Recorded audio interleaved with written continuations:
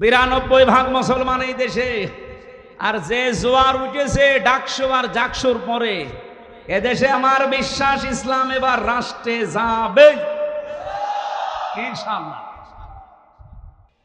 কোন সন্তান মাইক হাতে নিয়ে যদি বলে যে আমার বাবার সম্পদ আমি পাই কি না পাই আমার সন্দেহ লাগছে, ওটা কি সন্তান নাকি অন্য কিছু? আরে গ্রামের লোক বলবে না যে আপনি নিজের বাবার সন্তান আপনি পাবেন না, মানে আপনি উত্তরাধিকারী সূত্রে তো পাবেন, অন্য কেউ পাবে? সন্তান এটা বললে যেমন পাগল। যে মানুষগুলোর জ্ঞান আছে, যাদের নামের আগে আমরা আলেম লেখা দেখি, এখনো তারা অ্যাক্টিভ না। তাই আপনি আবার কবে হবেন? যদি ইসলাম এসে যায় আপনি কিন্তু সমস্যায় পড়ে যাবেন। 100% বিশ্বাস করবেন, আমি তো করি এবার ইসলাম এ দেশের রাষ্ট্র ক্ষমতায় আসবে। আমি শেষে হস্যাই লাগিয়েছি, এটাকে আমি বানালাম। সূরা আলে ইমরানে আল্লাহ জানিয়েছেন ওয়ালা তাহিনু ওয়ালা তাহজানু ওয়া আনতুমুল আ'লাউনা ইন কুনতুম মুমিনিন। কোনো ভয় নেই, কোনো চিন্তা নেই, দুশ্চিন্তারও কারণ নেই। ওয়া আনতুমুল আ'লাউনা, এখানে আলেম আছে কিনা আমি জানি না, এখানে শব্দ ছিল আনতুম আ'লাউনা, অথচ আল্লাহ পাক আ'লাউনার আগে আলিফ লাম লাগিয়ে দিয়ে নির্দিষ্ট করে দিয়েছেন। আরবি গ্রামার অনুযায়ী মুবতাদা যদি মারিফা নির্দিষ্ট হয়, খবর হবে নাকেরা অনির্দিষ্ট। রব্বুল আলামিন এখানে খবর যেটা নাকেরা অনির্দিষ্ট সেইটাও মারিফা নির্দিষ্ট বানিয়ে দিলেন। খবর যদি কোনো সময় মারিফা হয়ে যায় ফিদুল হাসরা, হসরের ফায়দা দেয়, বাংলা অর্থ দাঁড়ায় হবে। শুধু হবে না, শেষে হস্যাই লাগাতে হবে। আল্লাহ পাক যেহেতু গ্যারান্টি দিলেন নিজে যে বিজয় তোমরা হবে যদি শুধুমাত্র মুমিন হতে পারো। বাংলার মুসলমানেরা জবান খুলে বলবেন বিজয় দেওয়ার একচ্ছত্র মালিকানা কার? মুমিন হওয়ার দায়িত্ব কার? আল্লাহ মুমিন হবে আর আপনি কি করবেন? হ্যাঁ, না হয়নি ভাই। আল্লাহ তো মুমিন আছে, ওনার নামই তো মুমিন। সুতরাং আপনাকে মুমিন হওয়ার শর্ত লাগিয়েছে আল্লাহ। যদি এবার আমরা সত্যিকারের মুমিন হতে পারি, মাস্ট বি আল্লাহ তার কথা রাখবে। নাকি আল্লাহ এরকম যে সকালে এক কথা আর বিকালে আর এক কথা বলে? রব্বুল আলামিন বলেন আতাম্মাত কালিমাতু রাব্বিকা সিদকাও ওয়া আদলা লা মুবাদদিলা লিকালিমাতি ওয়া হুয়াস সামিউল আলিম। সূরা আনআমের 115 নম্বর আয়াতের ভেতরে পাবেন 8 নাম্বার পারার প্রথম নাম্বার পৃষ্ঠার 11 নাম্বার লাইনে আছে। যত তাফসীর আমি পড়েছি আয়াত নিয়ে, আমার কাছে এই 3টা বিষয় ধরা পড়েছে। আল্লাহ পাক বলেন, হে নবী, আমি যে কালাম পাঠালাম এর প্রত্যেকটা কথা সত্য।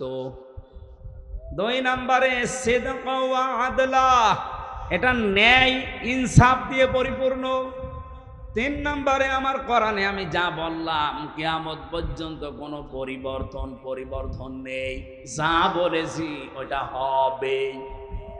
এই জন্য আমরা এত সাহস নিয়ে বলতে পারছি এবার ইসলাম জায়গা মতো যাবে ইনশাআল্লাহ। এই জন্য যারা এখনো দদুল্লামার অবস্থায় আছেন যে জমি বাবার পাই কি না পাই, এ ধান্দা কি ভালো?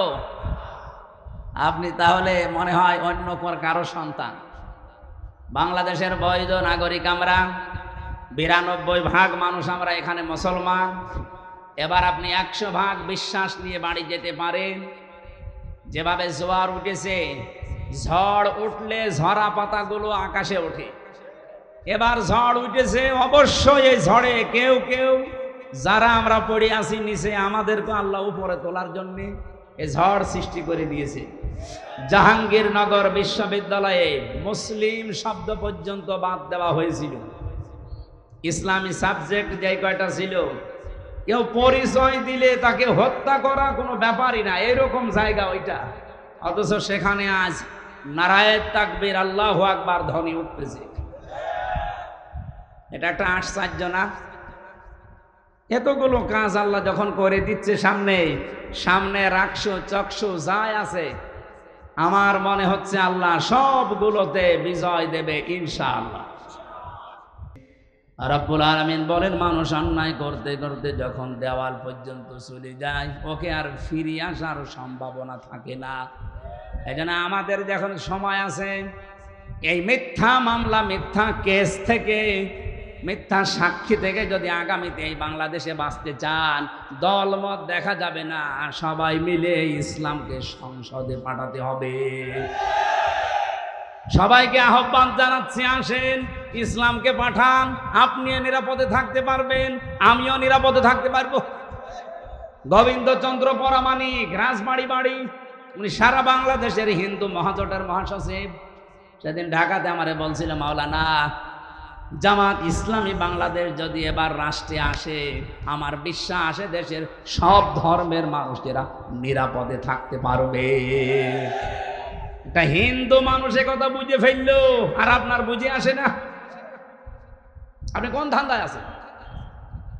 ইসলাম না আসলে 54 বছর কি হয়েছে আপনি দেখেন না? কেউ কেউ চ্যাম্পিয়ন হয় দুর্নীতিতে, আর কেউ কেউ 15.5 বছরে কি করলো নিজের চোখের সামনে।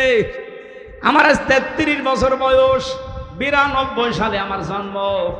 সেই হিসাবে আমি 33 বছরের ভেতরে 18 বছর থেকে যদি আমি ভোট দিতে আরম্ভ করতাম, 3 বার ভোট দিতে পারতাম, একবারও পারি নাই।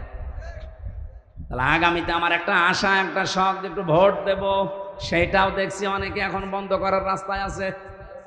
এই কথা বলে দেখেন, আপনি বলেন ডাকসুর মতো কয়েকটা ছাত্র, মাত্র 11,000, এই রেজাল্ট দিতে আপনার 3 দিন লাগে। কোন কারণে? আপনি যদি এত অ্যানালগ হয়ে থাকে, ডিজিটাল বাংলাদেশে আপনার মতো মানুষ বেশি হওয়ার দরকার নেই। আপনিও পথ ছেড়ে দিয়ে ভিক্ষা করে খান। 11,000-এর যদি এই অবস্থা হয়, 18 কোটি মানুষ যখন ভোট দেবে, বলেন কত বছর লাগবে গণনা করতে? 5 বছর পার হয়ে যাবে না? এজন্য এই পদ্ধতি যদি অব্যাহত রাখেন আপনারা, আগামীতে কোনো নির্বাচনই আর বাংলাদেশের মানুষ মেনেও নেবে না, দেবেও না। কারণ এই নির্বাচন হচ্ছে, কিন্তু সে আগের মতো আবার সেই 9 সাল নাকি 8 সালে হয়েছিল না, এরপরে 14 সাল, এরপরে 18 সাল, এরপরে 24 সাল, যা হয়েছিল আবার যদি ওই রকম হয়, আমরা আশা করছি যারা দায়িত্বে আছে তাদের কোমর যেন সোজা থাকে। কাকে ভয় পান আপনি? এতগুলো মানুষের রক্তের ওপরে বসে আছেন, আপনার বিবেকে কিছু বলে না? 2732 জন মানুষের জীবনের ওপর আপনারা বসে আছেন। কঠিন সিদ্ধান্ত নিয়ে অটল থাকা দরকার আমার মনে হয় যারা দায়িত্বে আছে। বাংলাদেশে 1628 জন মানুষ এখন আছে, ওসি সাহেব সহ।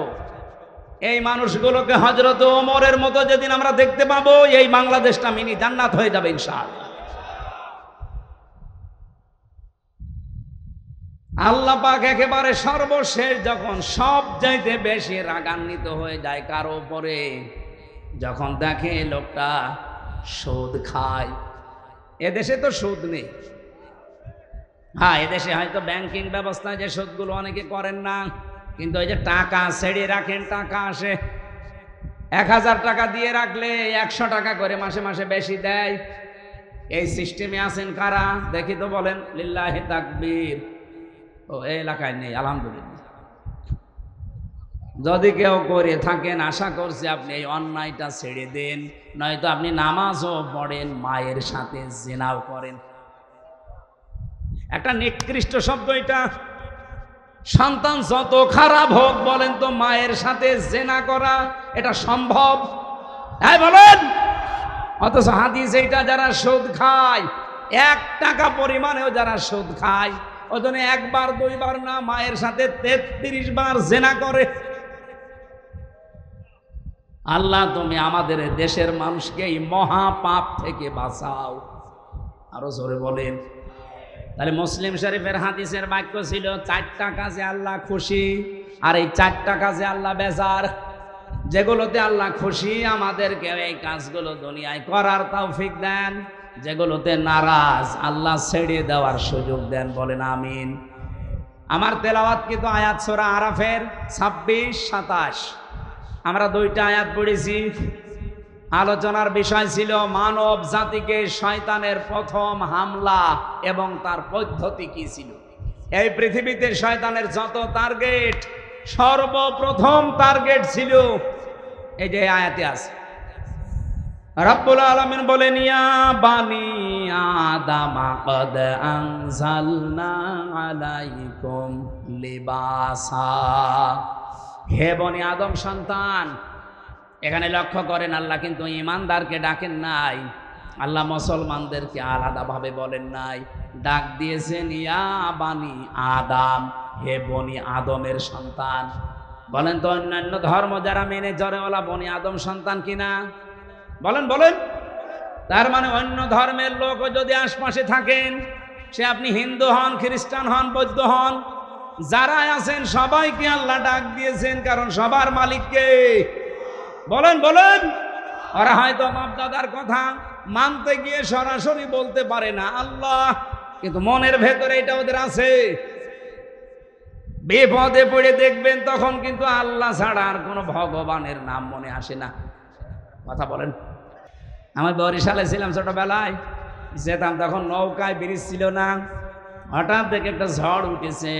আমরা তো পড়ছি লা ইলাহা ইল্লা আনতা সুবহানাক।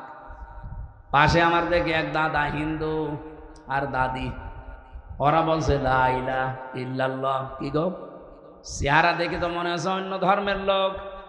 কালেমা পড়েন, মুসলমান হয়েছেন? বলছে না। পড়েন কি করে? বলছে যে ঝড় উঠেছে এ কালী দুর্গার কাজ না, আল্লাহ লাগবে। মানে সবার মনের ভেতরে আল্লাহ একজন আছে, কিন্তু বাস্তবের খাতিরে অনেকে বলতে পারে না।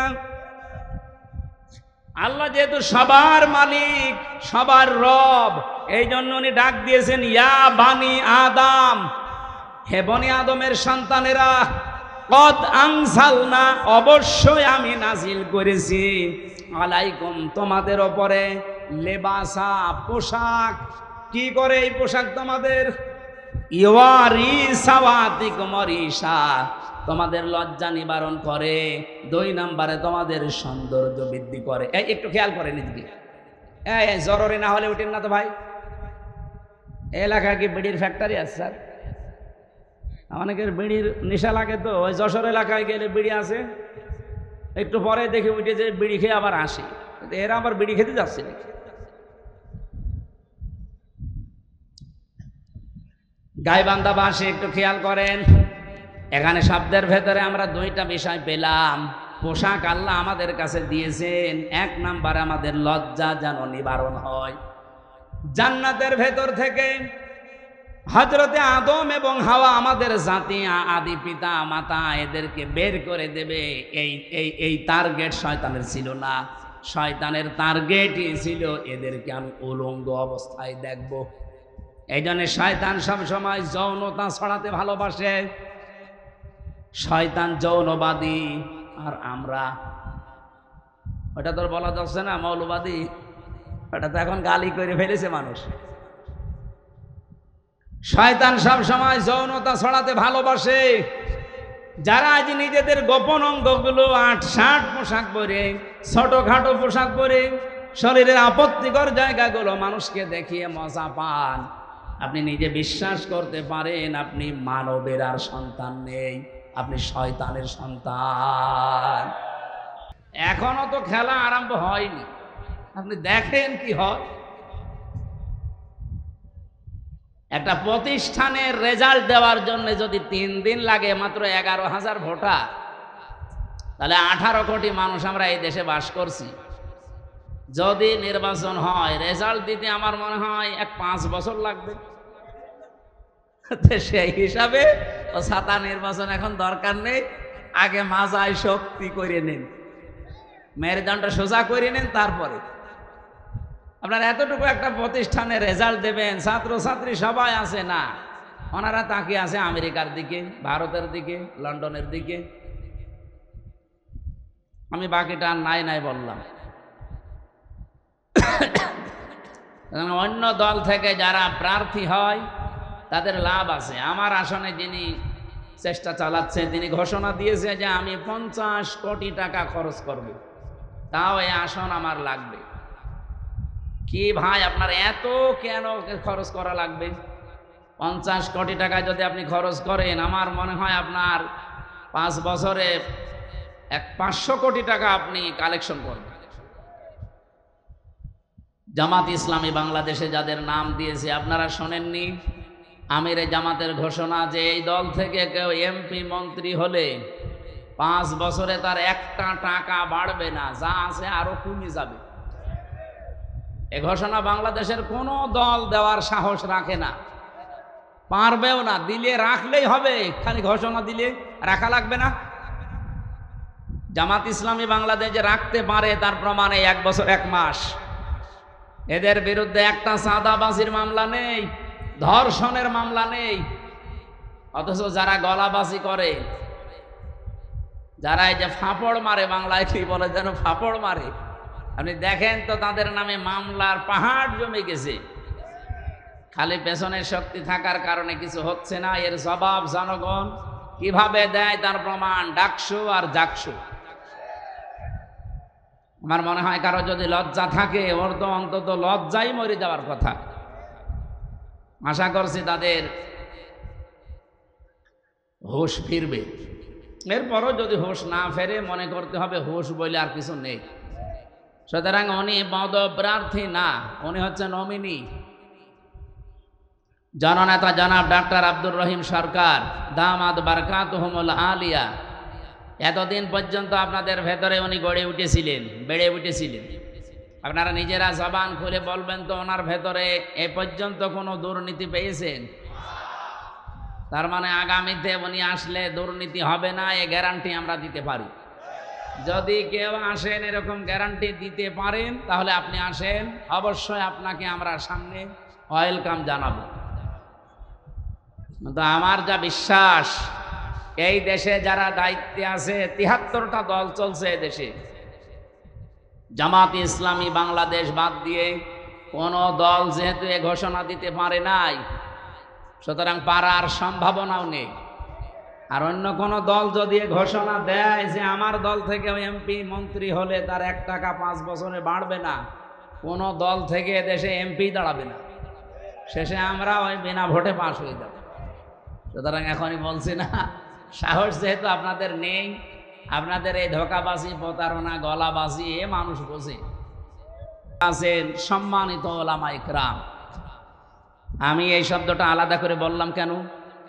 কারণ আলেমদের মর্যাদা এত বেশি দিয়েছেন আল্লাহ। ইন্নামা ইয়াখশাল্লাহা মিন ইবাদিহিল উলামা। এই পৃথিবীতে সবচাইতে বেশি ভয় আমি আল্লাহকে করে আলেমরা। কিন্তু আলেম আবার আলেম হওয়া লাগবে। খালি নামের আগে আমার মতো মুফতি লেখা থাকলে আলেম? এখনো পর্যন্ত বাংলাদেশে বহু আলেম, বহু ইমাম, খতিব, তারা এই ধান্দায় আছে যে যদি ইসলামের পক্ষে কাজ করি, ইসলাম যদি এবার ক্ষমতায় না যায়, তাহলে আমার ইমামতি থাকবে তো। আরে ভাই, আপনি ইমামতি নিয়ে আসেন, আর আপনার এই সন্দেহ কেন হয় যে ইসলাম এবার আসবে না?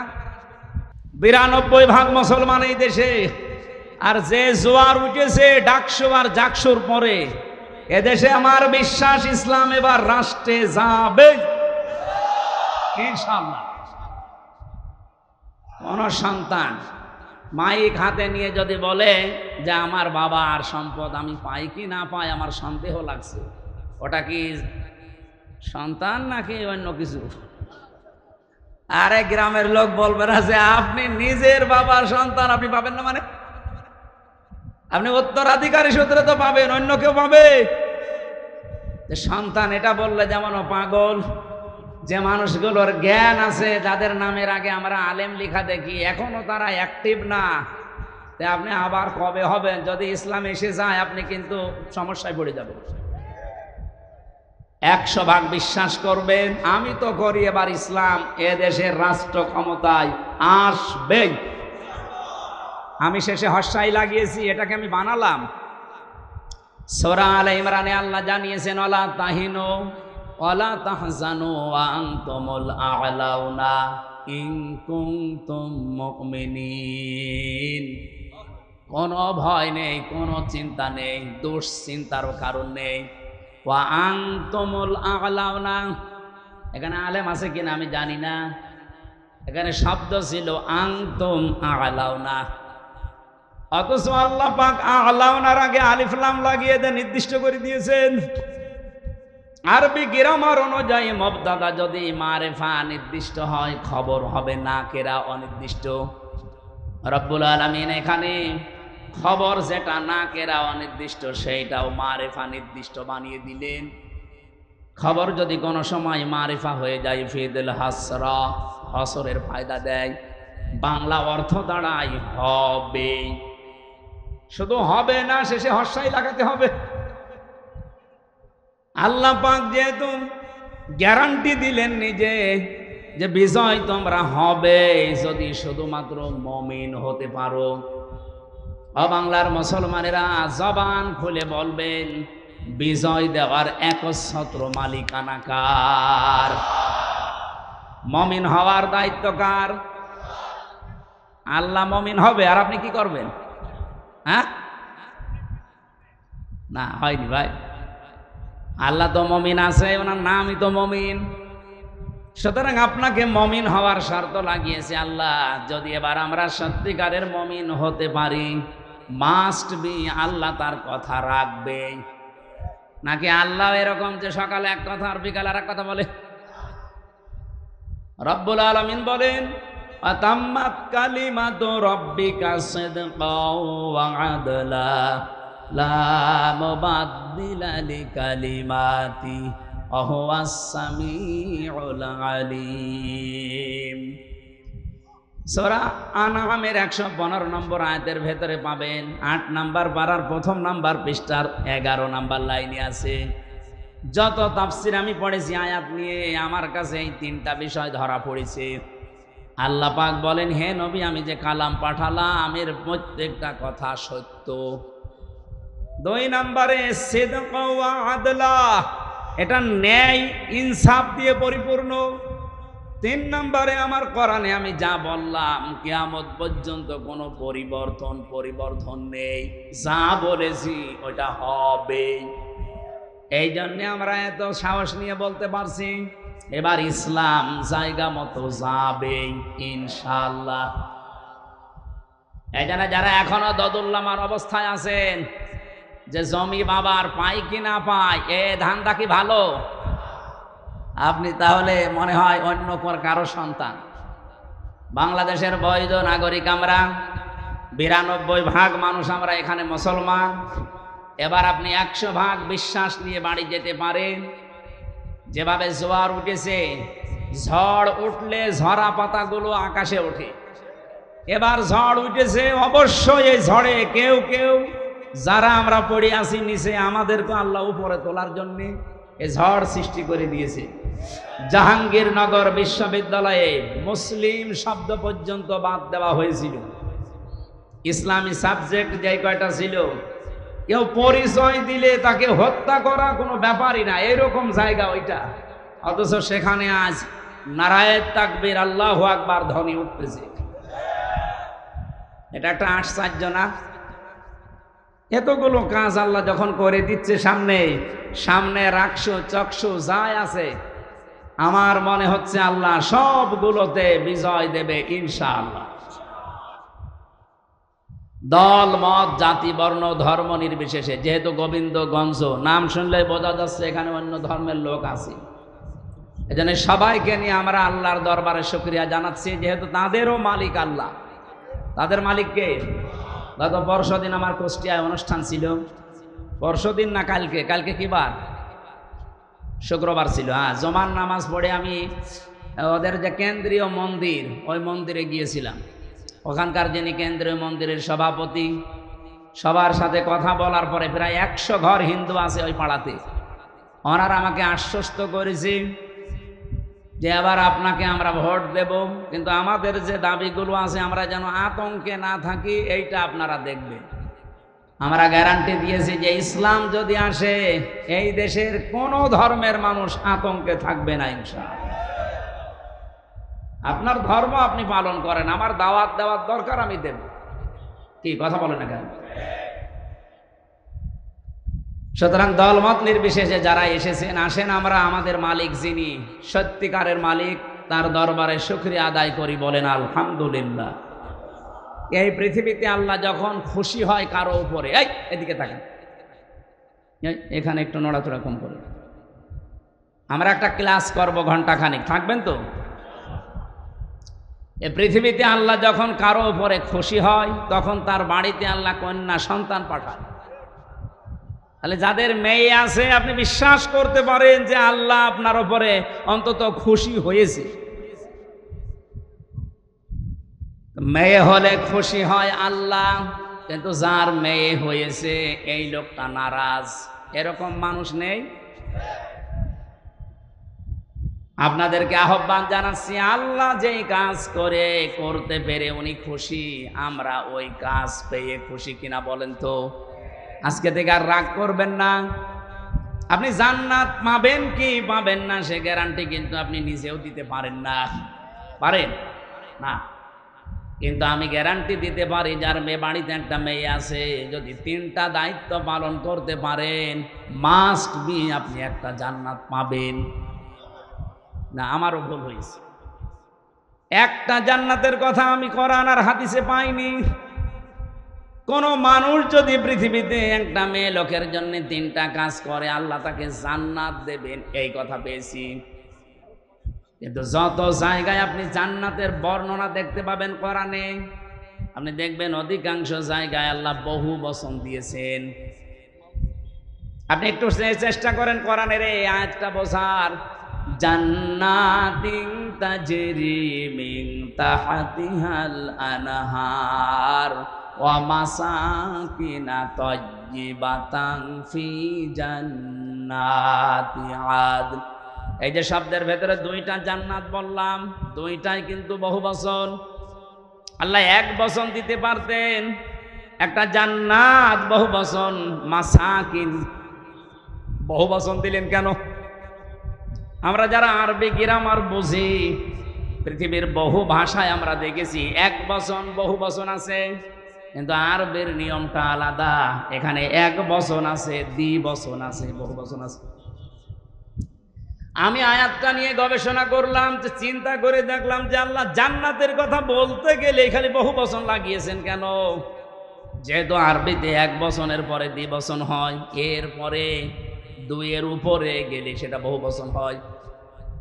রব্বুল আলামিন তাফসীর পড়তে গিয়ে আমার মাথায় এসেছে এটা, পৃথিবীতে মানুষকে যদি আল্লাহ জান্নাত দেয়, যেহেতু বহু বচন আছে, কম পক্ষে 2 হলে বহু বচন হয় না, 3 হওয়া লাগে।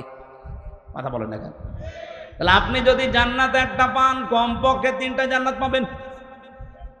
আমার কথা মনে হয় বোঝেননি। আপনাকে আল্লাহ জান্নাত দেওয়ার ওয়াদা দিয়েছেন নবীদের মাধ্যমে, একটা মেয়ে হলে জান্নাত দেবে। তাহলে একটা জান্নাত হচ্ছে, তার মানে কয়টা বলেন? হাদিসের ভাষায় একটা জান্নাত যদি আল্লাহ দেয় এই পৃথিবীর 10 পৃথিবীর সমান, তাহলে 3টা দিলে এগুলো তো সব হাওয়ায় ঘুরছে। এই বিশ্বাসটা আপনাকে তৈরি করা লাগবে মুমিন হিসাবে। একটা মেয়ে হলে কমপক্ষে আপনি 30টা জান্নাতের মালিক হবেন, এই দুনিয়ার পরিমাণ। জোরে বলেন সুবহানাল্লাহ। কিন্তু কাজ করা লাগবে এই মেয়ে লোকের জন্য কয়টা? 3টা। 1 নম্বরে আপনি খুশি হয়ে তাকে আদর যত্ন দেবেন, ভালোবাসবেন। 2 নম্বরে তাকে দ্বীন শেখাবেন। 3 নম্বরে সৎ পাত্র দেখে পাত্রস্থ করবেন। হ্যাঁ, আমি দেখেছি বাংলাদেশের বহু বাবা মা গার্জিয়ান এই 3টার হয়তো একটা করে, বাকি 2টা অধিকাংশ পিতা মাতায় করতে চায় না। আর সন্তান হলে উনি খুশি, ওর পেছনে খরচ করে, ভালোবাসা দেয়, মহাব্বত দেখায়, কিন্তু 2 নম্বরে তাকে দ্বীন শিক্ষা দেওয়া লাগবে। এইটার বেলায় অনেকেই উদাসীন, গাফেল।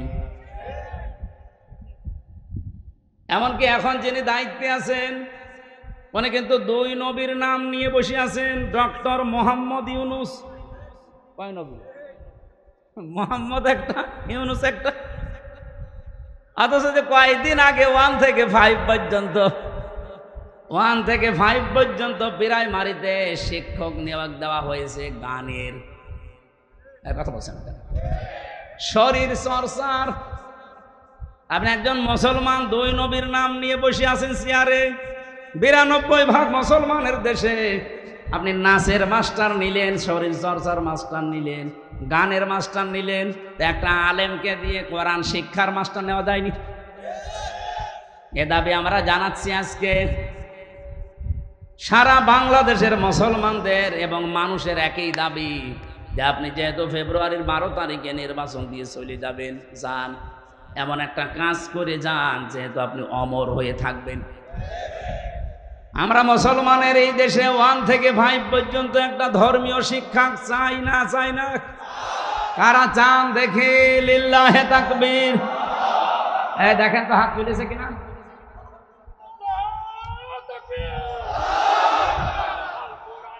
আলহামদুলিল্লাহ ভাই। আমাদের এই দাবি যদি ডক্টর মোহাম্মদ ইউনূস পর্যন্ত, আমি জানি যে যাবে, কারণ কত ফেরেশতা বসে আছে দেখেন। এই যে কিরামান কাতিবিন না, পৌঁছিয়ে দেবে জায়গা পর্যন্ত। ওনার কান পর্যন্ত যাওয়ার পরও যদি কিছু নাও করে, আমার আরশ পর্যন্ত চলে গেছে।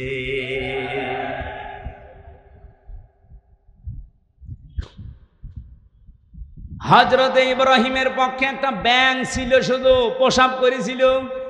ফেরেশতা জিবরাইল এসে ডাক দিয়েছে, এতটুকু পেশাবে নমরুদের বিশাল অগ্নিকুণ্ড কিছুই হবে না। ব্যাঙ ওই দিন বলেছে, ফেরেশতা আমি জানি আমার পেশাবে কিছু হবে না, কারণ এত প্রজ্বলিত আগুন 1 কিলোমিটার উপর দিয়ে যদি পাখি উড়ে যায়, ঝলসে পড়ে যায়, কি দাও দাও করছে আগুন। সেখানে আমি এত দূর থেকে শুধু পেশাব করছি, আমি জানি কিছু হবে না। কিন্তু আমার মালিক আল্লাহকে দেখাতে চায় যে আমি নবী ইব্রাহিমের পক্ষে আছি, নমরুদের বিপক্ষে আছি। আল্লাহ তার এই কথাটা এত বেশি পছন্দ করেছিলেন, ওই দিন থেকে আইন পাশ হয়ে গেছে। কিয়ামত পর্যন্ত যত ব্যাঙ দুনিয়ায় আসবে, ব্যাঙের পোষা পাক। শুধু ইব্রাহিম নবীর পক্ষে থাকার কারণে ব্যাঙের পোশাক যদি পাক হয়ে যেতে পারে, আমরা যে আজকে কোরআনের পক্ষে শুধু হাত তুলে জানান দিয়েছি, কিয়ামতের দিন এটা যেন নাজাতের ওসিলা হয়ে যায়। গাইবান্ধাবাসী, তাহলে কন্যা সন্তান হলে প্রথম আপনার দায়িত্ব ভালোবাসা। আপনি খুশি হয়ে ভালোবাসবেন, তাকে মহব্বত করবেন। 2 নম্বরে দিনের শিক্ষা দেওয়া। কিন্তু সে পরিবেশটা যদি নষ্ট করে দেওয়া হয়, তো শিক্ষা দেব কোথায়? সবাই তো আর মাদ্রাসায় ছেলে মেয়েকে দেয় না। কথা বলছেন না কেন? স্কুলেই দেন। মুসলমানের দেশে স্কুলের সিস্টেমগুলো এই করেন।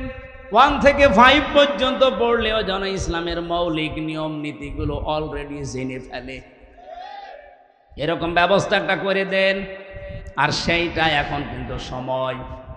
আগে যারা ছিল, আমি নাম নিতেও ঘৃণা করি, এই জালেমা মহিলার, ওরা 1 থেকে 5 পর্যন্ত পড়ার পরে একটা ছেলে বৃত্তি পরীক্ষা দেয়। আমি নিজেও বৃত্তি, এরপরেও 8এও বৃত্তি পরীক্ষা আছে। 100 মার্কের কোরআন আর হাদিস ছিল আগে, আমি নিজে পরীক্ষা দিয়েছিলাম। কিন্তু 15.5 বছরে জালেমা যাদের দায়িত্ব দিয়েছিল, এই শিক্ষামন্ত্রী নামে কলঙ্ক, এই নাস্তিকগুলো 1 থেকে 5-এ পড়ার পর বৃত্তি পরীক্ষা দেবে, 100 মার্কের কোরআন হাদিসের শয়তানরা তুলে দিয়েছে। আমরা চাই ওইটা আবার পূর্ণবহাল করা হোক। কথা বলেন না কেন? আরে মানুষ পরীক্ষার ছলে হলেও পড়ে, ওটা যদি সিলেবাসে না থাকে, ও তো আস্তে আস্তে সবই ভুলে যাবে। গত বছর আমি জেল থেকে বের হওয়ার পরে একটা মাহফিলে এসেছিলাম, এই যে পাশের জেলা নীলফামারী। নীলফামারীর একটা থানা আছে কিশোরগঞ্জ, ওখানে একটা বৃদ্ধাশ্রম আছে, দেখতে গিয়েছিলাম।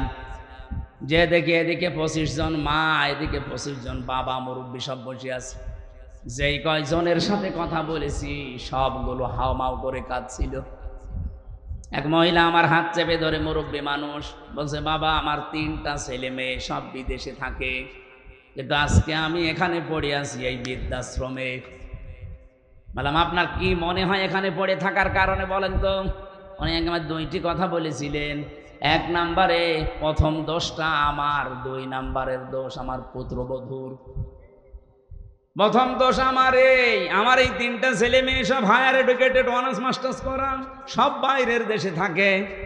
আমি তাদেরকে দ্বীনের শিক্ষা, কোরআনের শিক্ষাটা ছোটবেলা থেকে দেইনি, এইটা আমার অপরাধ। হ্যাঁ ঠিক আছে। 2 নম্বরে আমার যে পুত্রবধূ সবগুলো মডার্ন, আল্ট্রা মডার্ন। এরা আমার ছেলেদেরকে কান ভাঙিয়েছে যে এই বুড়ি মানুষ বাড়ি রাখার দরকার নেই। শেষ পর্যন্ত তারা তো চলে গেছে, আমারে রেখে গেছে এই বৃদ্ধাশ্রমে। আমি এখন এই যে 24 ঘন্টা কাজ কাম নেই, শুধু পড়তে থাকি, মাঝে মাঝে কোরআন হাদিস ইসলামের ইতিহাস পড়ি। আমি বুঝি এই ছেলেটারও দোষ না, দোষ এখন আমার মনে হচ্ছে। কারণ আল্লাহর কোরআনের যে জ্ঞানটা, ওয়াকাদা রাব্বুকা আল্লা তা'বুদু ইল্লা ইয়্যাহু ওয়া বিল ওয়ালিদাইনি ইহসানা। আল্লাহ বলেন আমি রায় দিলাম, আমি রায় দিয়ে দিলাম, সিদ্ধান্ত দিলাম, ফায়সালা দিলাম, আমি আল্লাহ লিখে দিলাম, আমি আল্লাহ ছাড়া কারো ইবাদত করা যাবে না। আর তোমাদের মা বাবা যাদের আছে তাদের সাথে ভালো ব্যবহার করা লাগবে। আল্লাহর পরে যাদের স্থান তারা কারা? বলেন বলেন। সেই মা বাবা, তাদেরই তারা স্থান জানে না, কারণ তারা এ বিষয়ে জ্ঞান অর্জন করে নাই। তাদেরকে যেহেতু আমরা শেখাতে পারি না, এই জন্য প্রথম দোষটাই আমার। আমরা আশা করব যারা দায়িত্বে আছেন আপনারাও মুরব্বী হবেন।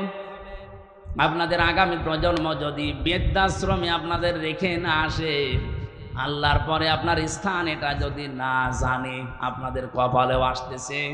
যেন আমার মনে হয় এই মুহূর্তে 1 থেকে 5 পর্যন্ত এমন সিস্টেম করা দরকার, মানুষ যেন হাফ আলেম হয়ে যায়। এ দাবি কি শুধু আমার একার না সবার?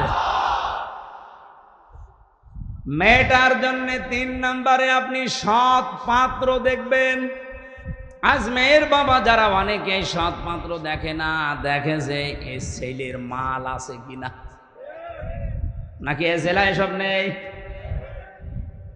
বলেন তো, নবীজি তার 4টা মেয়ে বিয়ে দিয়েছিলেন, সবচাইতে আদরের যেটা ফাতেমা তো জহরা। কত ধনী এই মানুষের সন্তান বিয়ের প্রস্তাব দিয়েছে, বিশ্বনবী বলেন না। উনি যদি চিন্তা করতেন যে ধনী মানুষের কাছে দিলে আমার মেয়ে সুখে থাকবে, মক্কার বহু ধনাঢ্য মানুষেরা তাদের প্রস্তাব দিয়েছিল, একটাতেও রাজি হয়নি। এমন একটা মানুষের সাথে নবীজি রাজি হয়েছেন যার নিজের বাড়ি বলেও ছিল না, নবীর বাড়িতে থাকতো। এজন্য সৎ পাত্র হওয়া লাগবে। আমি ঝিনাইদহে একটা বাড়িতে অনুষ্ঠানে ছিলাম, আমাকে চা দিল, কাপ দিয়েছে স্যার, কিন্তু পিরিচ দেয়নি। অথচ লোকটা টিয়নো, আপনি টের পাচ্ছে? আমি তো হেসে ফেলেছি, জ্ঞানী মানুষ তো বুঝে ফেলেছে। আমার দিকে তাকিয়ে বলছে, হুজুর আপনি কেন হাসলেন? আমি কিন্তু জানি আপনি মনে করছেন আমি টিয়নো। আমি একটা থানা পুরা উপজেলার প্রধান। আমি আপনাকে চা খেতে দিয়েছি, শুধু কাপে পিরিচ দেয়নি নিচে, আপনি হাসলেন। বাস্তবতা এইটা, গত পরশু দিন এই পিরিচটা ভেঙে গেছে, কাপটা নিচের যেটা। আমি ইচ্ছা করলে কিনতে পারতাম, এরকম 1000টা পিরিচ কিনতে পারতাম। গতকালকেও আমার অফিসে একটা বিশাল বান্ডিল এসেছিল, শুধু সই করতে বাকি। সই করে দিলে ওই 8 লাখ টাকা আমি পেয়ে যেতাম। এইরকম পিরিচ 1000টা কিনতে পারতাম।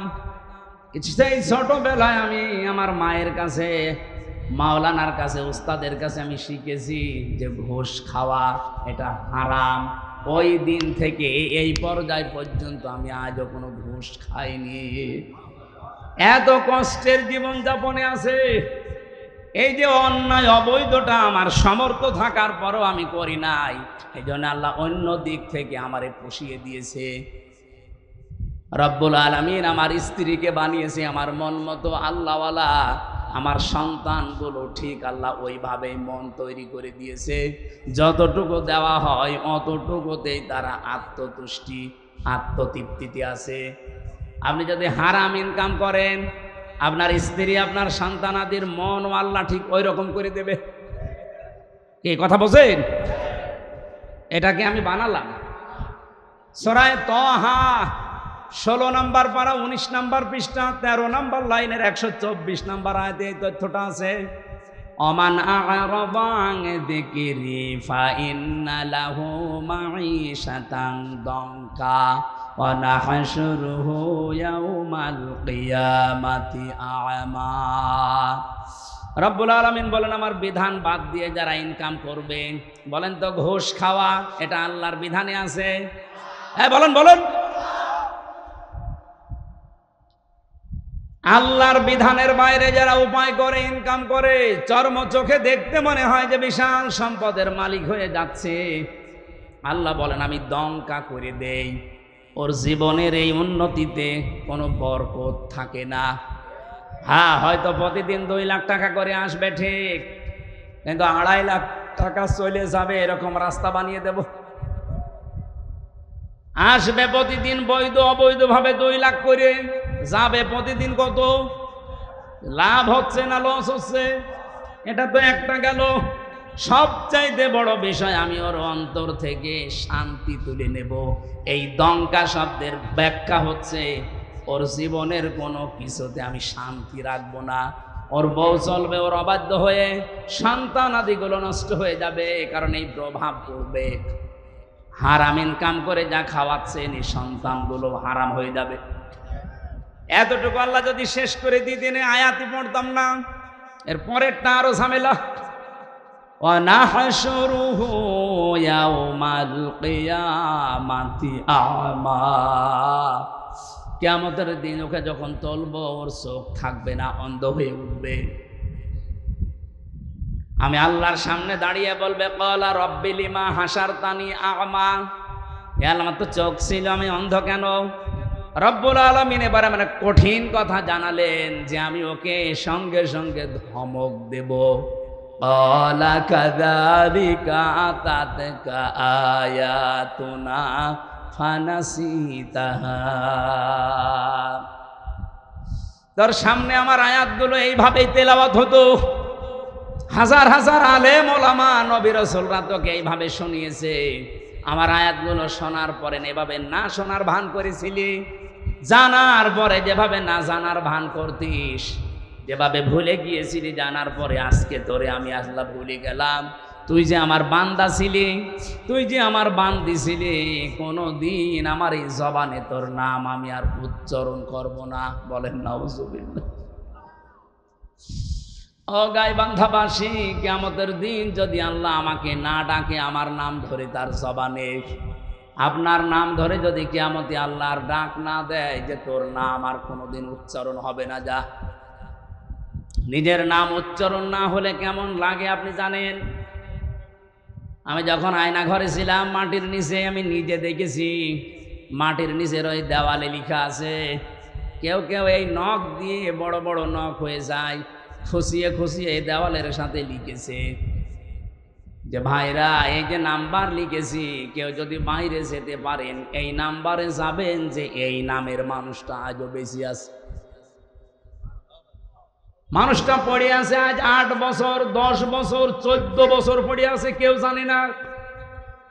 আমার সাথে যারা ছিল 7 বছরের মানুষ আমি পেয়েছি, পাগলের মতো হয়ে গেছে। এত বড় বড় চুল, তার মানে 6 মাস 1 বছর পরে তাদের চুল কেটে দেয় কোনো কায়দায়। আমি তো অল্প দিন ছিলাম, এই জন্য আমার অত কিছু হয়নি। ওর নাম যে কি, লোকটা নিজের নাম পর্যন্ত ভুলে যায়, কারণ কেউ তারে ডাকে না। নিজের নামই দুনিয়ার এই জমিনে কেউ না ডাকলে কত আফসোস লাগে, কত দুঃখ লাগে, কত কষ্ট লাগে নিজের ভেতরে। আল্লাহ পাক বলেন, কিয়ামতের দিন তোর নাম আমি আমার মুখ দিয়ে আর কোনো দিন উচ্চারণ করব না।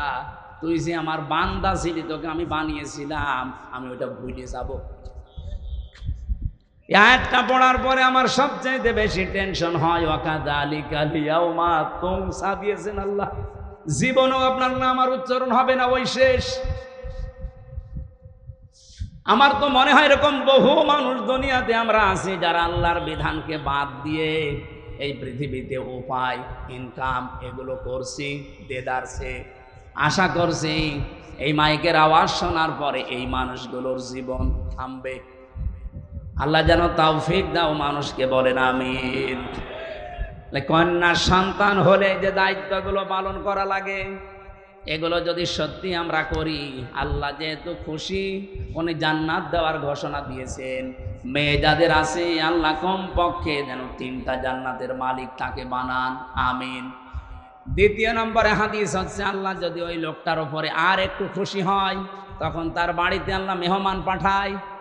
যদি আর একটু বেশি খুশি হয়, তখন তাকে রোগ ব্যাধি দিয়ে একটু পরীক্ষা চালায়। যদি আল্লাহ আর একটু বেশি খুশি হয়ে যায়, সর্বশেষ তখন ওই এলাকায় আল্লাহ বৃষ্টি নাজিল করে। সিস্টেম অপর পৃষ্ঠায় দেখুন, রব্বুল আলামিন বলেন, এটা হাদিস মুসলিম শরীফ, এই পৃথিবীতে আমি আল্লাহ যদি কারো ওপরে রেগে যাই, তার 1 নম্বরে তাদের ওপরে যে মানুষগুলো দুনিয়ায় যৌতুক খায়। এদেশে তো যৌতুক নেই। যৌতুক এটা মানবতার সাথে মহা কৌতুক। আমি এ কোরআন হাতে নিয়ে গ্যারান্টি দিতে পারি, এবার যদি ইসলাম যায়, বারবার তো মেয়ে লোককে আমরা পাঠিয়েছি, 2 মহিলা এটার একটাও করে নাই। ইসলাম যদি এবার যায়, সর্বপ্রথম যৌতুক নামে এই কৌতুককে ঝাঁটা পিটা করে বিদায় করা হবে।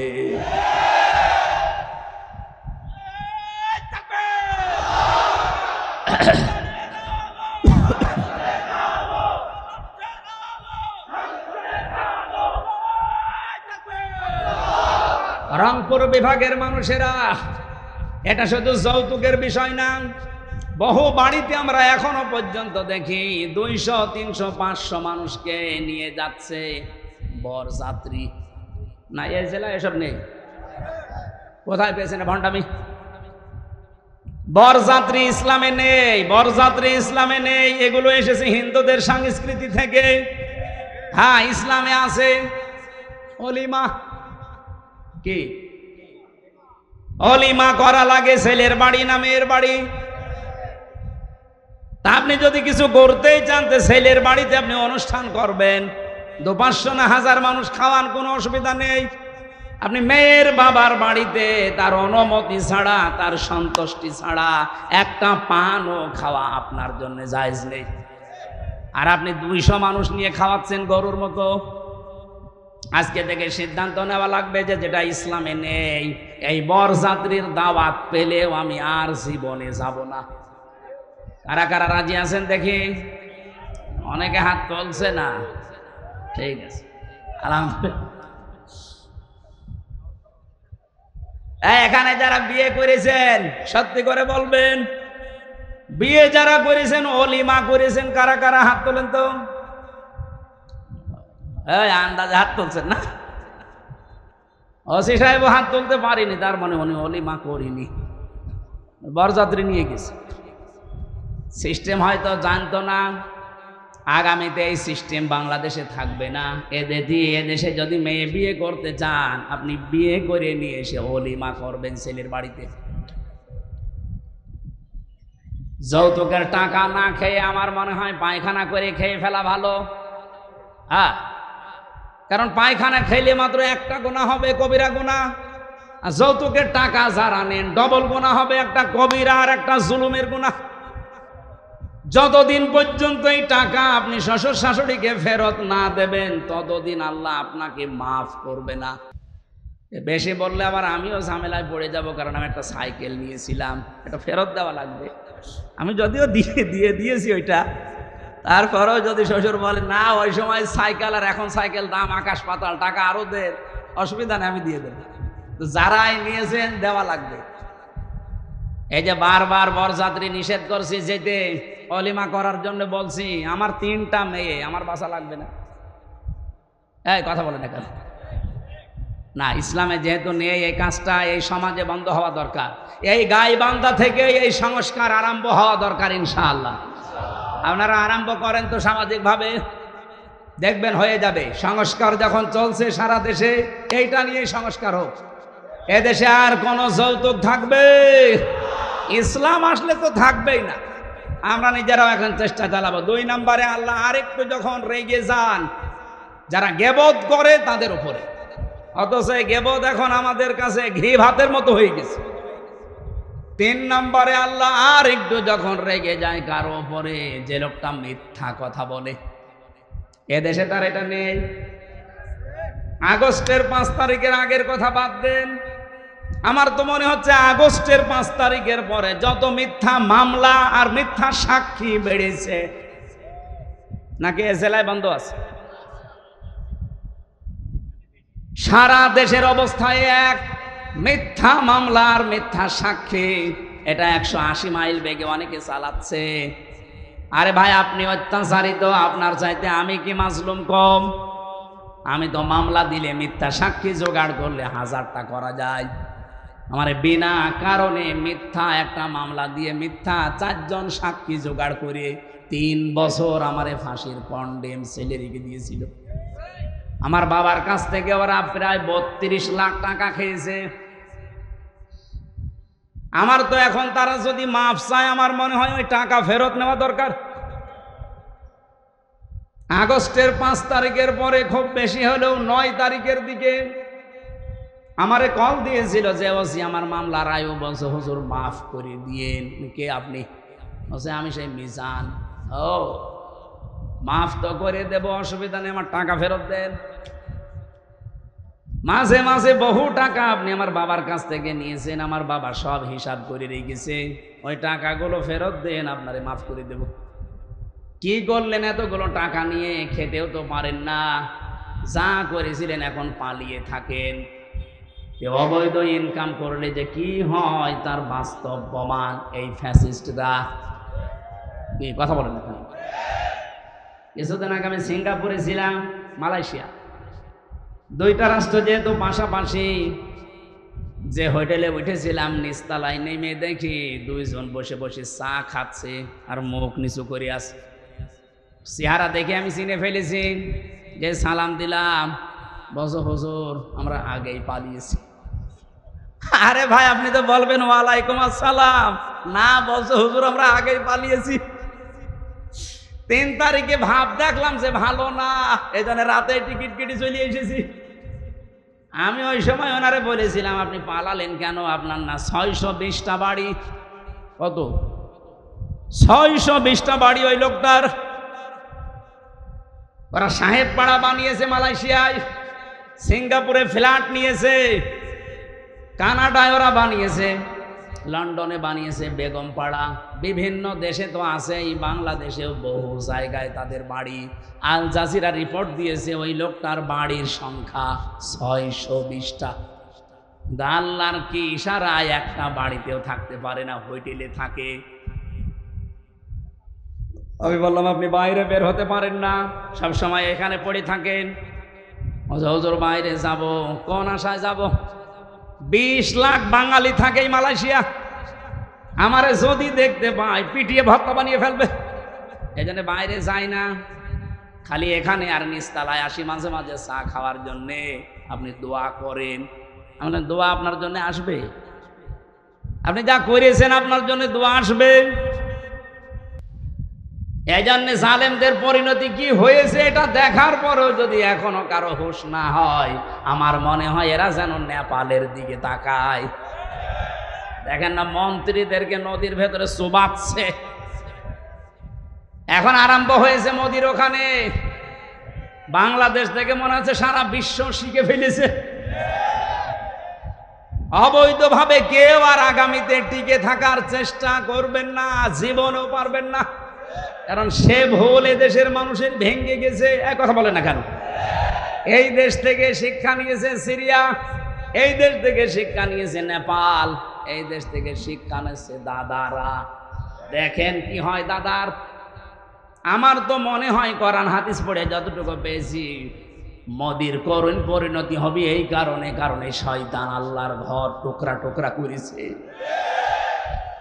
আল্লাহর কত ঘর সে ভেঙেছে বলেন তো? আল্লাহর ঘরের ইট পাথর খোলে নাই, ওর কপালে লাগিয়েছে এটা, দেখেন কি টুকরা টুকরা হয়। আল্লাহ পাক বলেন ইন্নাহুম ইয়াকিদুনা কাইদা ওয়া আকিদু কাইদা ফামাহিলিল কাফিরিনা আমহিলুহুম রুয়াইদা। পৃথিবীর মানুষেরা বিভিন্ন ষড়যন্ত্র চক্রান্ত করে, তখন আমি ঢিল দেই। ঢিল দিতে দিতে এমন পর্যায়ে পৌঁছায়, ও জায়গায় যাবার পরে ওর আর ফিরে আসার কায়দা থাকে না। যেমন ফেরাউনকে, ওকে আল্লাহ সুযোগ দিয়েছিল, ওই সময়ও যদি নদীর পাশে থেকে ফিরে আসতো তাও বেঁচে থাকতো, অন্তত এ করিম পরিণতি হইতো না। ওর বৃদ্ধি এত বেড়েছিল, ফেরেশতা জিবরাইলকে আমার আল্লাহ একটা ঘোড়া দিয়ে পাঠিয়ে দিয়েছিলেন, মেয়ে ঘোড়া, মাদি ঘোড়া। ফেরাউন যেটা চড়েছিল ওটা টাট্ট ঘোড়া। ওর সামনে যখন এসে লাফ দিয়েছে, এই পুরুষ মানুষের মতো এই ঘোড়াও দিয়েছে লাফ। মাঝখানে যাবার পরে যেভাবে করেন পরিণতি আপনারা বিভিন্ন তাফসিরে শুনেছেন। রব্বুল আলামিন বলেন মানুষ অন্যায় করতে করতে যখন দেওয়াল পর্যন্ত চলে যায়, ওকে আর ফিরে আসার সম্ভাবনা থাকে না। এজন্য আমাদের যখন সময় আছে, এই মিথ্যা মামলা, মিথ্যা কেস থেকে, মিথ্যা সাক্ষী থেকে যদি আগামীতে এই বাংলাদেশে বাঁচতে চান, দলমত দেখা যাবে না, সবাই মিলে ইসলামকে সংসদে পাঠাতে হবে। সবাইকে আহ্বান জানাচ্ছি, আসেন ইসলামকে পাঠান, আপনিও নিরাপদে থাকতে পারবেন, আমিও নিরাপদে থাকতে পারবো। গোবিন্দচন্দ্র পরামানিক রাজবাড়ি বাড়ি, উনি সারা বাংলাদেশের হিন্দু মহাজোটের মহাসচিব। সেদিন ঢাকাতে আমারে বলছিল, মাওলানা জামাত ইসলামী বাংলাদেশ যদি এবার রাষ্ট্রে আসে, আমার বিশ্বাস দেশের সব ধর্মের মানুষেরা নিরাপদে থাকতে পারবে। একটা হিন্দু মানুষ কথা বুঝে ফেললো, আর আপনার বুঝে আসে না। আপনি কোন ধান্দায় আছেন? ইসলাম না আসলে 54 বছর কি হয়েছে আপনি দেখেন না। কেউ কেউ চ্যাম্পিয়ন হয় দুর্নীতিতে, আর কেউ কেউ 15.5 বছরে কি করলো নিজের চোখের সামনে। আমার আজ 33 বছর বয়স, 92 সালে আমার জন্ম। সেই হিসাবে আমি 33 বছরের ভেতরে 18 বছর থেকে যদি আমি ভোট দিতে আরম্ভ করতাম, 3 বার ভোট দিতে পারতাম, একবারও পারি নাই। তাহলে আগামীতে আমার একটা আশা, একটা শখ, একটু ভোট দেব, সেটাও দেখছি অনেকে এখন বন্ধ করার রাস্তায় আছে। এই কথা বলে না কেন? আপনি বলেন ডাকসুর মতো কয়েকটা ছাত্র, মাত্র 11,000, এই রেজাল্ট দিতে আপনার 3 দিন লাগে কোন কারণে? আপনি যদি এত অ্যানালগ হয়ে থাকে, ডিজিটাল বাংলাদেশে আপনার মতো মানুষ বেশি হওয়ার দরকার নেই। আপনিও পথ ছেড়ে দিয়ে ভিক্ষা করে খান। 11,000-এর যদি এই অবস্থা হয়, 18 কোটি মানুষ যখন ভোট দেবে, বলেন কত বছর লাগবে গণনা করতে? 5 বছর পার হয়ে যাবে না? এজন্য এই পদ্ধতি যদি অব্যাহত রাখেন আপনারা, আগামীতে কোনো নির্বাচনই আর বাংলাদেশের মানুষ মেনেও নেবে না, দেবেও না। কারণ এই নির্বাচন হচ্ছে, সে আগের মতো আবার সেই 9 সাল নাকি 8 সালে হয়েছিল না, এরপরে 14 সাল, এরপরে 18 সাল, এরপরে 24 সাল, যা হয়েছিল আবার যদি ওই রকম হয়, আমরা আশা করছি যারা দায়িত্বে আছে তাদের কোমর যেন সোজা থাকে। কাকে ভয় পান আপনি? এতগুলো মানুষের রক্তের ওপরে বসে আছেন, আপনার বিবেকে কিছু বলে না? 2732 জন মানুষের জীবনের ওপর আপনারা বসে আছেন। কঠিন সিদ্ধান্ত নিয়ে অটল থাকা দরকার আমার মনে হয় যারা দায়িত্বে আছে। বাংলাদেশে 1628 জন মানুষ এখন আছে, ওসি সাহেব সহ। এই মানুষগুলোকে হযরত ওমরের মতো যেদিন আমরা দেখতে পাবো, এই বাংলাদেশটা মিনি জান্নাত হয়ে যাবে ইনশাআল্লাহ। আল্লাহ পাক একেবারে সর্বশেষ যখন সব চাইতে বেশি রাগান্বিত হয়ে যায় কারো উপরে, যখন দেখে লোকটা সুদ খায়।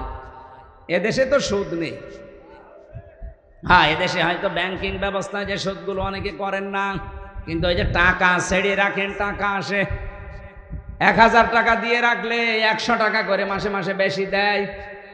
এই সিস্টেমে আছেন কারা দেখি তো, বলেন লিল্লাহি তাকবীর। ও এই এলাকায় নেই, আলহামদুলিল্লাহ। যদি কেউ করে থাকেন আশা করছি আপনি এই অন্যায়টা ছেড়ে দেন, নয়তো আপনি নামাজও পড়েন, মায়ের সাথে জিনাও করেন। একটা নিকৃষ্ট শব্দ এটা। সন্তান যত খারাপ হোক, বলেন তো মায়ের সাথে জিনা করা এটা সম্ভব? হ্যাঁ বলেন। অথচ হাদিস এইটা, যারা সুদ খায়, 1 টাকা পরিমাণেও যারা সুদ খায়, ওই জন্য 1 বার 2 বার না, মায়ের সাথে 33 বার জিনা করে। আল্লাহ তুমি আমাদের দেশের মানুষকে এই মহা পাপ থেকে বাঁচাও। আরো জোরে বলেন। তাহলে মুসলিম শরীফের হাদিসের বাক্য ছিল 4টা কাজে আল্লাহ খুশি, আর এই 4টা কাজে আল্লাহ বেজার। যেগুলোতে আল্লাহ খুশি আমাদেরকে এই কাজগুলো দুনিয়ায় করার তৌফিক দেন, যেগুলোতে নারাজ আল্লাহ ছেড়ে দেওয়ার সুযোগ দেন। বলেন আমিন। আমার তেলাওয়াত কিন্তু আয়াত সূরা আরাফের 26-27, আমরা 2টা আয়াত পড়েছি। আলোচনার বিষয় ছিল মানব জাতিকে শয়তানের প্রথম হামলা এবং তার পদ্ধতি কি ছিল। এই পৃথিবীতে শয়তানের যত টার্গেট, সর্বপ্রথম টার্গেট ছিল এই যে আয়াতে আছে। রব্বুল আলামিন বলেন, ইয়া বানি আদম ক্বাদ আনজালনা আলাইকুম লিবাসা। হে বনি আদম সন্তান। এখানে লক্ষ্য করেন, আল্লাহ কিন্তু ঈমানদারকে ডাকেন নাই, আল্লাহ মুসলমানদেরকে আলাদাভাবে বলেন নাই, ডাক দিয়েছেন ইয়া বানি আদম, হে বনি আদমের সন্তান। বলেন তো অন্যান্য ধর্ম যারা মেনে জরেওয়ালা বনি আদম সন্তান কিনা? বলেন বলেন। তার মানে অন্য ধর্মের লোক যদি আশপাশে থাকেন, সে আপনি হিন্দু হন, খ্রিস্টান হন, বৌদ্ধ হন, যারা আছেন সবাইকে আল্লাহ ডাক দিয়েছেন, কারণ সবার মালিক কে? বলেন বলেন। ওরা হয়তো বাপ দাদার কথা মানতে গিয়ে সরাসরি বলতে পারে না আল্লাহ, কিন্তু মনের ভেতরে এটা ওদের আছে। বিপদে পড়ে দেখবেন তখন কিন্তু আল্লাহ ছাড়া আর কোনো ভগবানের নাম মনে আসে না। কথা বলেন। আমি বরিশালে ছিলাম ছোটবেলায়, যেতাম তখন নৌকায় ব্রিজ ছিল না, হঠাৎ দেখে একটা ঝড় উঠেছে। আমরা তো পড়ছি লা ইলাহা ইল্লা আনতা সুবহানাক। পাশে আমার দেখে এক দাদা হিন্দু আর দাদি, ওরা বলছে লা ইলাহা ইল্লাল্লাহ। কি গো, চেহারা দেখে তো মনে হচ্ছে অন্য ধর্মের লোক। কালেমা পড়েন, মুসলমান হয়েছেন? বলছে না। পড়েন কি করে? বলছে যে ঝড় উঠেছে এ কালী দুর্গার কাজ না, আল্লাহ লাগবে। মানে সবার মনের ভেতরে আল্লাহ একজন আছে, কিন্তু বাস্তবের খাতিরে অনেকে বলতে পারে না। আল্লাহ যেহেতু সবার মালিক, সবার রব, এই জন্য উনি ডাক দিয়েছেন ইয়া বানি আদম, হে বনি আদমের সন্তানেরা, কদ আনজালনা, অবশ্যই আমি নাজিল করেছি, আলাইকুম, তোমাদের ওপরে, লেবাসা, পোশাক। কি করে এই পোশাক তোমাদের? ইওয়ারি সাওয়াতিকুম রিসা, তোমাদের লজ্জা নিবারণ করে। 2 নম্বরে তোমাদের সৌন্দর্য বৃদ্ধি করে। এই একটু খেয়াল করেন এদিকে। এই জরুরি না হলে উঠেন না তো ভাই। এলাকায় কি বিড়ির ফ্যাক্টরি আছে স্যার? অনেকের বিড়ির নেশা লাগে, তো ওই যশোর এলাকায় গেলে বিড়ি আছে, একটু পরে দেখে উঠে যে বিড়ি খেয়ে আবার আসে। এরা আবার বিড়ি খেতে যাচ্ছে নাকি? গাইবান্ধা ভাষে একটু খেয়াল করেন। এখানে শব্দের ভেতরে আমরা 2টা বিষয় পেলাম। পোশাক আল্লাহ আমাদের কাছে দিয়েছেন, 1 নাম্বার আমাদের লজ্জা যেন নিবারণ হয়। জান্নাতের ভেতর থেকে হযরতে আদম এবং হাওয়া, আমাদের জাতি, আদি পিতা মাতা, এদেরকে বের করে দেবে, এই টার্গেট শয়তানের ছিল না। শয়তানের টার্গেটই ছিল এদেরকে আমি উলঙ্গ অবস্থায় দেখব। এই জন্য শয়তান সবসময় যৌনতা ছড়াতে ভালোবাসে। শয়তান যৌনবাদী, আর আমরা, ওটা তোর বলা যাচ্ছে না মৌলবাদী, ওটা তো এখন গালি করে ফেলেছে মানুষ। শয়তান সবসময় যৌনতা ছড়াতে ভালোবাসে।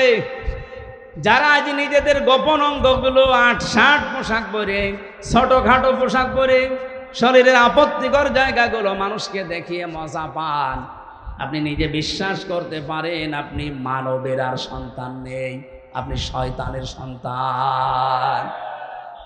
পৃথিবীতে আল্লাহর যত সৃষ্টি আল্লাহ বানিয়েছেন 18,000 আমরা বলি, তার চাইতেও বেশি আছে।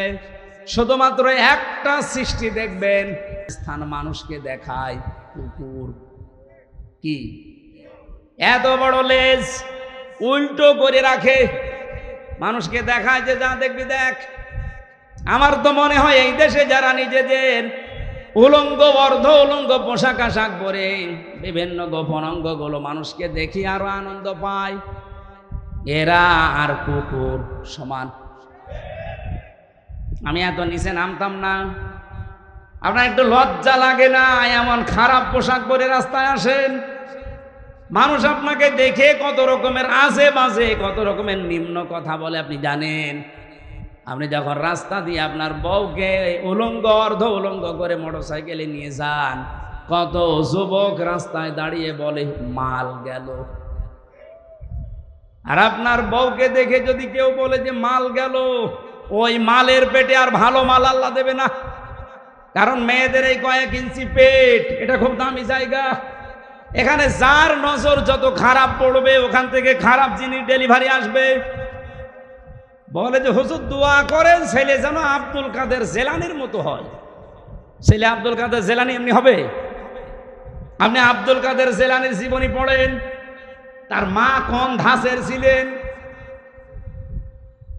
হযরতে আব্দুল কাদের জেলানি রহমতুল্লাহ আলাইহি যে মায়ের পেটে এসেছিলেন, ওই মা বাসর রাতে, স্বামী বাসর রাতে ঢোকার পরে দৌড় দিয়েছে আবু মুসা জঙ্গি রহমতুল্লাহ আলাইহি। আমি তার জীবনী পড়তে গিয়ে এটা পেয়েছি। স্ত্রী তখন ডাক দিয়ে বলছে, স্বামী আপনি দৌড় দেবেন না, আমার বাবা আপনাকে যেই যেই কয়টা কথা বলেছিল সবই রূপক অর্থে ঠিক আছে। আমার বাবা বলেছিল আমি নাকি অন্ধ, হ্যাঁ আমি অন্ধ। যৌবন পাওয়ার পরে আজ পর্যন্ত আমার চোখ দিয়ে আল্লাহর নিষিদ্ধ কোনো জিনিস আমি দেখি নাই। মেয়েরা যৌবন পায় কখন? এখানে একটা মাসলা বলা দরকার। মেয়েরা এসেছে, সম্মানিতা মা বোনেরা, যখন পয়েন্ট এসেছে আপনাদের মাসলাটা জানা দরকার। মেয়ে মানুষেরা যৌবন প্রাপ্ত হয় যখন তাদের শরীর খারাপ হয়। সেটা 12 বছর 15 বছর 16 বছর যাই হোক, যখনই শরীর খারাপ হবে ওই দিন থেকে তাদের নামাজ এবং রোজা ফরজ। এরপর থেকে বাবার আন্ডারে মায়ের আন্ডারে যতদিন থাকবে, যদি এক ওয়াক্ত নামাজও কাজা করে, যদি না পড়ে যা গোনা হবে এই বাবা মার। হ্যাঁ, এখানে আরেকটা বিষয় বলা দরকার, মেয়ে কখন যৌবন পেয়েছে এটা অনেক বাবা জানে না, কিন্তু মা জানে। এই কথা বলছেন কেন? এই জন্য মায়েদের উচিত বাবাকে আপনি ইঙ্গিত দেবেন, তোমার মেয়ে কিন্তু এই অবস্থা। সকালে ফজরের নামাজ শুধু নিজে ঢিপ দিয়ে চলে আসবা না, সেজদাটা মেয়েও যেন দেয় সে ব্যবস্থা করো। ও এতদিন তো অভ্যাস ছিল না, ওকে অভ্যাস তৈরি করাও। হয় নিজে ডেকে দাও, নিজে নামাজের তাকিদ দাও, না আমাকে দিয়ে ভালো করে তাকিদ দেওয়াও। কারণ এই মেয়েটা এই যে 12 বছর 13 বছরে যৌবন পেয়েছে, এরপরেও নামাজ পড়ে না। কিয়ামতের দিন যখন আল্লাহ বিচার করতে বসবে, নাজালুহুমা তাহাতা আকদামিনা, তোমাকে আর আমাকে সামনে নিয়ে আল্লাহ বলেন মুখের ওপরে জোড়া লাথি দিয়ে জাহান্নামে দেবে। বহু মেয়ে বহু ছেলে জোড়া লাথি মুখে দিয়ে আপনাকে আমাকে জাহান্নামে নেবে, শুধু অসচেতন থাকার কারণে। এই জন্য সচেতন হবেন আজকে থেকে মায়েরা। আমি যেদিন যৌবন পেয়েছি ওই দিন থেকে আমার এই চোখ দিয়ে কোনো নিষিদ্ধ জিনিস আমি দেখি না। এই জন্য বাবা আপনাকে বলেছে আমি নাকি অন্ধ। আমার বাবা বলেছিল আমি ন্যাংরা, হ্যাঁ আমার এই পা দিয়ে হারাম কোনো কাজে আমি যাইনি। বাবা বলেছিল আমি কালা, হ্যাঁ আমার এই কান দিয়ে আমি আজ পর্যন্ত কারো গীবত শুনিনি। বাবা বলেছিল আমি বোবা, আমার এই মুখ দিয়ে হারাম কোনো কথা আমি বের করি না। এই যে এতগুলো কথা শোনার পরে এই বংশে এসেছিল, এই মায়ের পেটে এসেছিল হযরতে আব্দুল কাদের জেলানি। 6 বছর মাত্র বয়স হয়েছে তার। ওনার পুরা জীবনী আমি পড়েছি। ওনার মা নিয়ে গেছে মক্তবে, ওস্তাদ বলছে এই বলো আলিফ। উনি বলছে হুজুর আলিফের অর্থ কি? আলিফের কোনো অর্থ হয় না। উনি ওই দিনই বলেছিল ওস্তাদ আলিফের যদি অর্থ না হয় ও জিনিস আমি পড়ি না। কারণ যে জিনিসের অর্থ নেই ওই জিনিস পড়ি আমি করবো কি? আপনি আমাকে অর্থ শেখান। উনি বলছে তুমি জানো আলিফের মানে? হ্যাঁ জানি। বলো দেখি। উনি আলিফ লাম মিম দিয়ে আরম্ভ করেছিলেন, আল্লাহু লা ইলাহা ইল্লাহু আল হাইয়ুল কাইয়্যুম। সূরা বাকারার 255 নাম্বার যেটা আয়াতুল কুরসি বলে আমরা জানি। এ পর্যন্ত তেলাওয়াত করে আসলেন। এবার তিনি আল্লাহর পরিচয় তুলে ধরলেন 10টা। এখানে আল্লাহর 10টা ক্ষমতার কথা আছে। ওস্তাদ কাঁদতে কাঁদতে বেহুশ হয়ে গেছে। হোশ ফেরার পরে বলে, মা আপনার ছেলেকে কোনো জায়গায় মনে হয় পড়িয়েছেন, আমার কাছে নিয়ে এসেছেন পরীক্ষা করার জন্যে। ওস্তাদ বলে, না। মা বলছে, আমি এইমাত্র আপনার কাছে প্রথম নিয়ে আসলাম, কোনো জায়গায় নিয়ে যাইনি। ওস্তাদ বলছে, আপনার তো সৌভাগ্য যে এতটুকু বাচ্চা এর কোরআনে কারিমের প্রায় 18 পারা পর্যন্ত আয়ত্ত করা আছে। প্রতিটি আয়াত সে সুন্দর করে পড়তে পারে, অনেক আয়াতের অর্থ সে বোঝে। আমাকে আল্লাহর 10টা ক্ষমতা শুনিয়েছে আয়াতুল কুরসি দিয়ে। মা আমার কান্না আরম্ভ করলেন। ওস্তাদ বলে, আপনি কাঁদেন কেন? আপনার তো সৌভাগ্য, খুশি হওয়ার কথা। বলে, না, আমি নিজেও কোরআনের হাফেজা। আমার এই সন্তান পেটে আসার পরে আমি প্রতিনিয়ত কোরআন পড়তাম। যখন জন্ম নিয়েছে ফজরের নামাজ পড়ার পরে আমি একে পাশে বসিয়ে বসিয়ে আমি নিজে পড়তাম। আমি দেখেছি আমার আব্দুল কাদের আমার মুখের দিকে তাকিয়ে মুখ মেলাচ্ছে।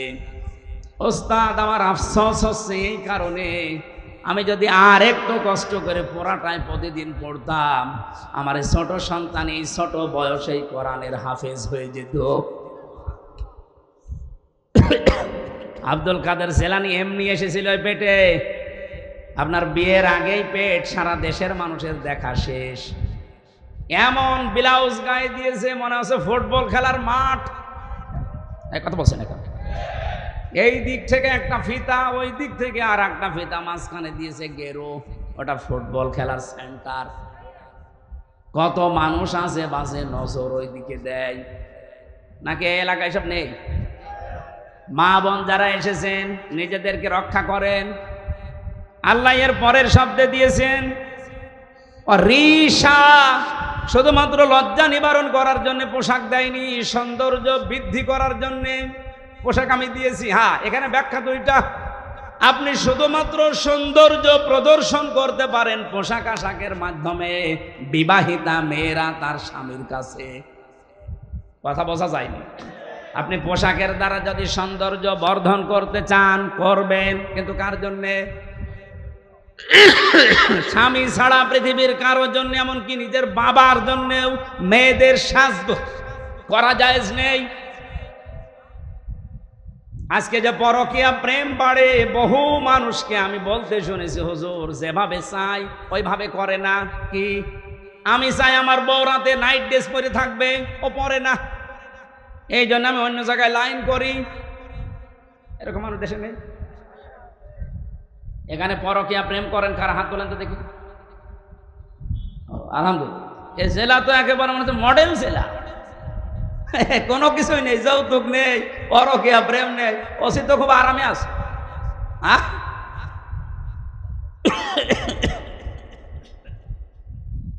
না, মেয়েদের কিছু উদাসীনতার কারণে হাজারো স্বামী খারাপ হয়ে যাচ্ছে। এরা যে কল দিয়ে বলে, একেবারে মিথ্যা হলে তো বলতো না।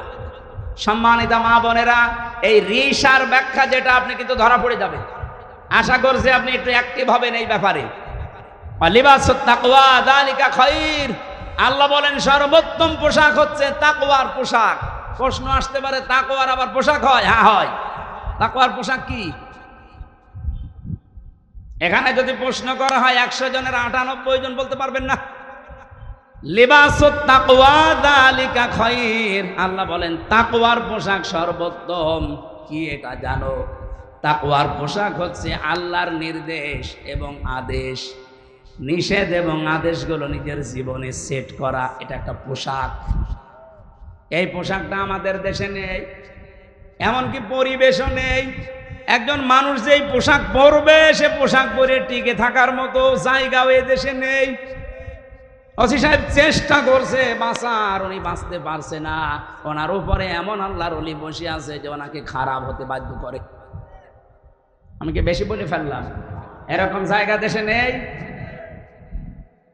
এই জন্য আমাদের একেবারে শুরু থেকে শেষ পর্যন্ত এমন ভাবে তৈরি করা দরকার, আগামীতে ইসলাম দিয়ে আমরা সাজাবো, দুর্নীতির দল বাংলাদেশে থাকবে না ইনশাআল্লাহ। বাইরের দেশগুলো ঘোরাঘুরি করে আমার এতটুকু অভিজ্ঞতা হয়েছে, তারা দাঁড়িয়ে গেছে শুধুমাত্র দুর্নীতি আর খাদ্যে ভেজাল তারা দেয় না, এই কারণে। আপনি দেখেন মালয়েশিয়া 2004 সাল থেকে তারা দাঁড়িয়ে গেছে। এই 21 বছরে তারা বিশ্বের মানচিত্রে আজ একটা নাম করা দেশ, আর আমরা 54 বছরেও দাঁড়াতে পারিনি। কারণ দুইটা, এদেশে দুর্নীতি বন্ধ হয় না আর খাদ্যে ভেজাল দেওয়া শেষ হয় না। এই দুইটা কন্ট্রোল করতে পারলে আমাদের দেশও দাঁড়িয়ে যাবে ইনশাআল্লাহ। আর এটা করা একমাত্র সম্ভব ইসলামের জন্য, ইসলাম ছাড়া সম্ভব না। যালিকা মিন আয়াতিল্লাহ, আল্লাহ বলেন এগুলো আমার নিদর্শন। লাআল্লাহুম ইয়াযাক্কারুন, আশা করছে আমার এই ওয়াজ তোমরা মেনে নিবা। এখন একটা একটা করে যত আয়াত আছে এর উপর ভেতরে এক একটা শব্দে লক্ষ লক্ষ কথা আছে। আপনারা ভেজা কাদা বিভিন্ন জায়গায় দাঁড়িয়ে বসে আছেন, এ কষ্টের দিকে তাকানো লাগছে। আর আমি, আপনারা জানেন, বাংলাদেশ জামাত ইসলামী থেকে আমার নমিনি বানিয়েছি। সেই সকাল থেকে শুরু করে সন্ধ্যা পর্যন্ত 8টা 10টা করে অনুষ্ঠান।